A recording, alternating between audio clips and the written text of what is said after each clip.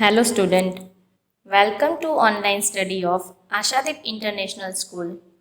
In today's session, subject is Science, Standard 6th, Chapter number 5, Separation of Substances, Session 1. In this chapter, we are going to discuss about the importance of the separation of substances. Why do we do the separation and what are the methods for the separation of substances? As we know, in our daily life, there are many instances when we notice a substance being separated from a mixture of materials. Like while preparing tea, we used to separate tea leaves from the liquid with a strainer. Even if you are eating something and you find a piece of chili, then we used to take it out. That is also a kind of separation. Grain is separated from stalks while harvesting. So we have seen many examples of the separations, but why do we need it and how to do that? That we should understand. So let's start. We are going to start it with one activity. In this activity, separation processes are given here. We need to give purpose for which we do the separation. हम separation क्यों करते हैं वो बताना है. Then what do we do with the separated components? जो भी separated components है उसका हम क्या करते हैं? That we need to answer.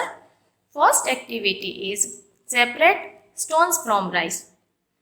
अब चावल जो होते हैं, राइस होते हैं, उसमें से हम क्या करते हैं? स्टोन्स को सेपरेट करते हैं. Why do we do so? To remove impurities और हार्मफुल कंपोनेंट्स. स्टोन्स को हम रिमूव करने के लिए क्या करते हैं? राइस में से पिक आउट करते हैं. Because stones are impurities and they are harmful components. We don't need them. That's why हम सेपरेशन करते हैं. Then we throw away the solid components. अब हम ये स्टोन्स जो भी इम्प्योरिटीज हमने रिमूव की उसका हम क्या करते हैं?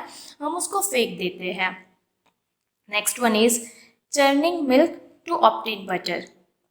You may have seen your mother कि वो मिल्क के अंदर से ना बटर निकालने के लिए उसका चर्निंग किया जाता है. So what is the purpose? To separate two different but useful components. हम यहाँ पे जब चर्निंग करते हैं तो उसमें से बटर एंड बटर मिल्क दोनों सेपरेट होते हैं.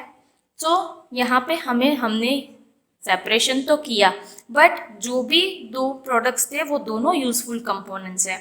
इन this case one was useful. Rice जो थे वो यूजफुल थे जबकि स्टोन्स है वो हार्मफुल और इम्प्योरिटीज है.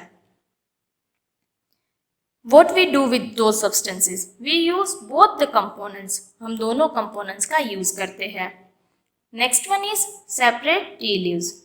हम चाय बनाते हैं फिर उसमें से टी लीव्स जो है ना वो हम सेपरेट करते हैं. Why do we do so? To remove non useful components. जो भी नॉन यूजफुल कंपोनेंट्स है, टी के लीव्स है ना वो हमारे लिए यूजफुल नहीं है. सो उनको रिमूव करने के लिए हम स्ट्रेनर का यूज करते हैं. And what do we do with those separated component? We throw away the impurities. जो टी लीव्स है वो इम्प्योरिटीज है, वो हमारे लिए यूजफुल नहीं है तो हम उसको फेंक देते हैं. So here you would have understand why do we need to do separation. हमें सेपरेशन क्यों करना पड़ता है. Now let's understand one by one. Why do we separate substances. हम क्यों सेपरेट करते हैं? First one, remove the unwanted impurities from the substance. अगर कोई एक सब्सटेंस है उसमें अनवांटेड इम्प्योरिटीज़ है तो उनको रिमूव करने के लिए, जैसे राइस के अंदर कुछ स्टोन्स है तो उनको हम रिमूव करते हैं. So we can have pure substance. Even जो ये टी है उसको भी हम स्ट्रेनर की हेल्प से tea leaves and liquid tea को सेपरेट करते हैं. Remove the substances that are unsafe and harmful for our health. कुछ सब्सटेंसेस हमारे हेल्थ के लिए हार्मफुल होते हैं. सो उनको रिमूव करने के लिए भी हमें सेपरेशन करना ज़रूरी है. Next one is obtain pure substances by removing the other substances. अगर कुछ इम्प्योरिटीज़ है उनको हम रिमूव कर देंगे तो हमें प्योर सब्सटेंस मिलेंगे जो हमें कहीं पे पर्टिकुलर यूज़ करने हैं। Separate two different useful components. अब हमारे पास कुछ मिक्सचर है जिसमें 2 कंपोनेंट्स है या 2 से ज़्यादा कंपोनेंट्स हैं, but those are useful, so we need to separate them. Example is churning of milk, जिससे हमें जो बटर मिल्क है वो सेपरेट होके मिलेगा। Now let's discuss what are the methods of the separations. हम कौन कौन सी मेथड्स यूज करते हैं सेपरेशन के लिए। First one is hand picking.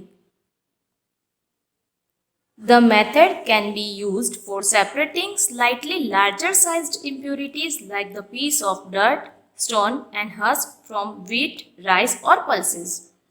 हम हैंड पिकिंग मेथड का कहाँ पे यूज़ करते हैं, तो अगर किसी सब्सटेंस के अंदर स्लाइटली लार्जर इट मीन्स थोड़े से बड़े इम्प्योरिटीज़ है, जैसे कि डर्ट है, स्टोन्स है या तो हस्क है व्हीट, राइस या पल्सेस के अंदर, तो उनको सेपरेट आउट करने के लिए हम हैंड पिकिंग का यूज़ करते हैं। You may have seen your mother कि अगर राइस जो है उसको कुक करने से पहले उनमें से अगर कुछ बाय मिस्टेक इम्प्योरिटीज़ रह गई है तो उनको रिमूव करते हैं। सेम वे जब वीट घर पे लाते हैं तो उसमें से भी स्टोन्स, हस्क, ऐसे डस्ट पार्टिकल सबको रिमूव किया जाता है by the method of hand picking. Here you can C one man is separating some dust particles and stones from the wheat. The quantity of such impurity is usually not very large. We should keep this thing in mind. अगर impurities large quantity के अंदर नहीं है, then only we can use such kind of the method. Because अगर बहुत ज़्यादा impurities है, suppose substance से ज़्यादा तो impurities है, then it is not so easier to separate out by hand picking method because time भी बहुत लगेगा and ये एक tedious process लगेगी। Here you can see कि जो एक लेडी है वो राइस के अंदर से स्टोन्स जो है उनको सेपरेट कर रही है। Next method is threshing. After harvesting the crop, stalks are dried in the sun before the grain is separated from them. एक बार हार्वेस्टिंग होता है, this is the process of harvesting. Harvesting होने के बाद फार्मर्स क्या करते हैं कि जो भी स्टॉक्स होते हैं उनको ना सनलाइट के अंडर रखते हैं ड्राइड होने के लिए। There are 2 reasons. First one is उसमें जो भी मॉइस्चर कंटेंट है वो रिमूव हो जाएगा because we need to store such crops for longer period of time. इन सबको हमें लॉन्ग टाइम के लिए स्टोर करना है तो उसमें मॉइस्चर कंटेंट नहीं होना चाहिए। एंड सेकेंड, ड्राइड अप करने से क्या होगा कि ग्रेन्स जो है ना उनको स्टॉक्स में से सेपरेट करना भी इजी हो जाएगा। Each stalk has many grain seeds attached to it. हर एक स्टॉक के अंदर ना बहुत सारे ग्रेन्स होते हैं।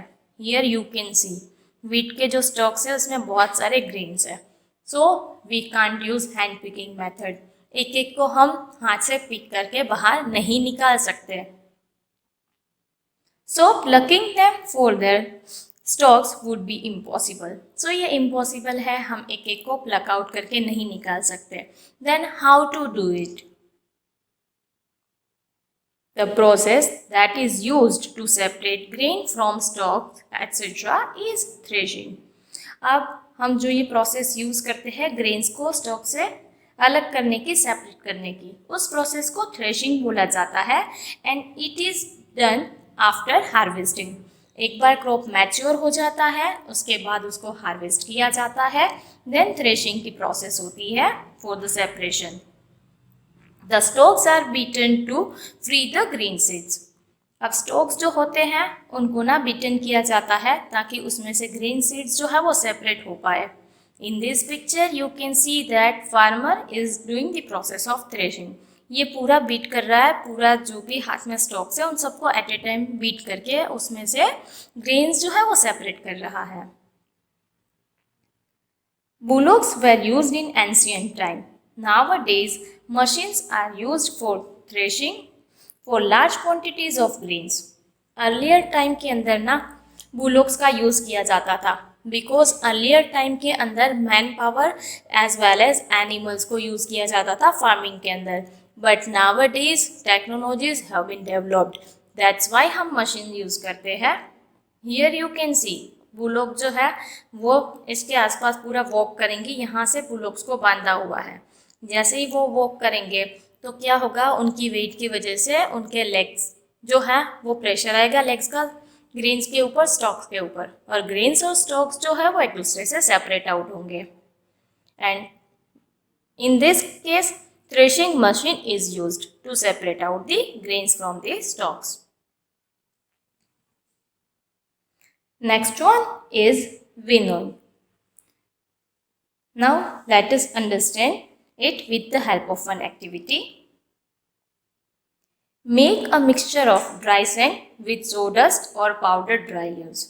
अब आपको क्या करना है, ड्राई सैंड को ड्राई लीव्स या तो sawdust के साथ मिक्स करना है. Keep this mixture on a plate or a newspaper and observe it. अब आपको ना दोनों को मिक्स करके एक न्यूज़पेपर या प्लेट में रखना है, देन उनको ऑब्जर्व करना है. Is it possible to do it by the hand picking? क्या आप हैंड पिकिंग से इन दोनों को सेपरेट कर सकते हैं? Answer would be no.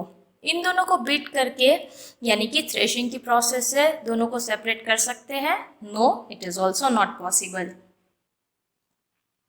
Take your mixture to an open ground and stand on a raised platform.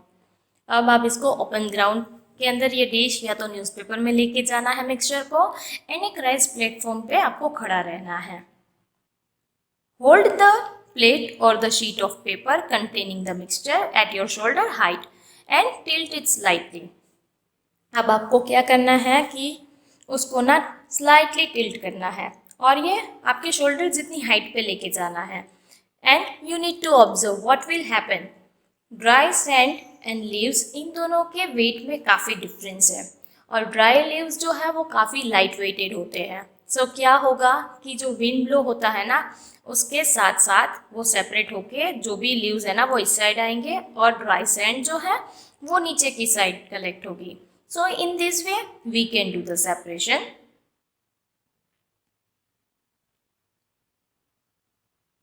The Method of separating components of a mixture is called winnowing. अब इस method से जो हम सेपरेशन करते हैं उसको winnowing बोला जाता है. Winnowing is used to separate heavier and lighter components of a mixture by wind or by blowing air. अब winnowing कब हम यूज करते हैं? जब दो जो मिक्सचर है कंपोनेंट्स का, उसमें से एक जो है वो हैवियर है एंड दूसरा जो कंपोनेंट है वो लाइट है.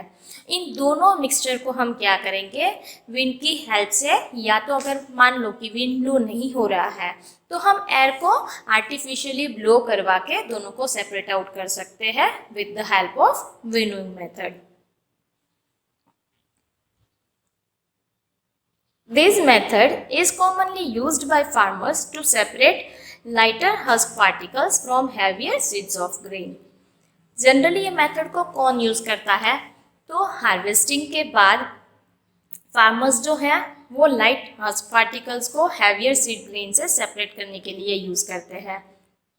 बिकॉज जब हमने बीट किया उसको, थ्रेशिंग की प्रोसेस की, उस टाइम पे स्टिल ग्रेन्स और स्टॉक्स अलग तो होते हैं एक दूसरे से, but still they are not separated.